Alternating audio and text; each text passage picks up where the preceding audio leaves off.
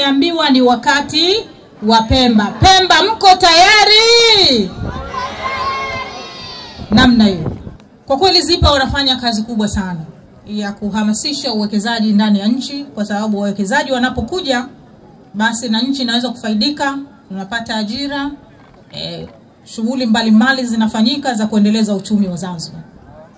Nimshukuru sana Mheshimiwa Rais Dr. Hussein Ali Mwinyi, amefanya kazi kubwa sana ya kuweka mazingira mazuri ya uwekezaji. Maeneo kama haya na mengine ambayo yanaendelea kujengwa yanaweka kabisa miundombinu mizuri kuhakikisha kwamba wawekezaji wakija jukumu lao liwe ni kuwekeza tu. Wasianze tena kutafuta shughuli za kufanya kupeleka barabara, kutafuta umeme ulipo na maji. Hivi vyote tayari vimeshawekwa. Eneo zuri, bahari ile pale, uwekezaji wa aina mbalimbali unaweza ukafanyika.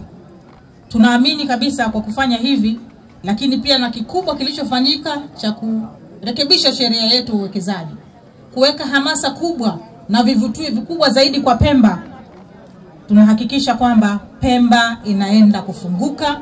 Kwa hiyo kongamano hili ni sehemu ya kuendelea kuifungua Pemba. Kwa hiyo ni wahamasishe wananchi wa Pemba kutoka maeneo haya na kwingine kote wachukue fursa ambayo inajitokeza. Watu wataweza kupata huduma za kiafya, na wale ambao wataonekana wana tatizo makubwa watapelekwa sehemu za mbele zaidi kupata matibabu, na wengine wanaweza kupelekwa mpaka hata Unguja. Kwa hiyo tumieni fursa hii, lakini tumeambiwa kwamba kuna utoaji wa damu. Pia tuchukue fursa hii kutoa damu, tupime afya zetu. Zitaenda pia kuwasaidia hizo damu wengine ambao wana mahitaji makubwa.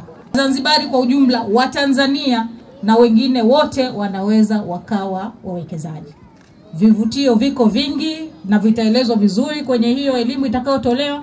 Kwa hiyo mwe tayari, sababu unaweza hata ukawa na eneo lako. Mwingine anaweza asitaki kuwekeza hapa, akataka kuwekeza kwenye eneo jingine.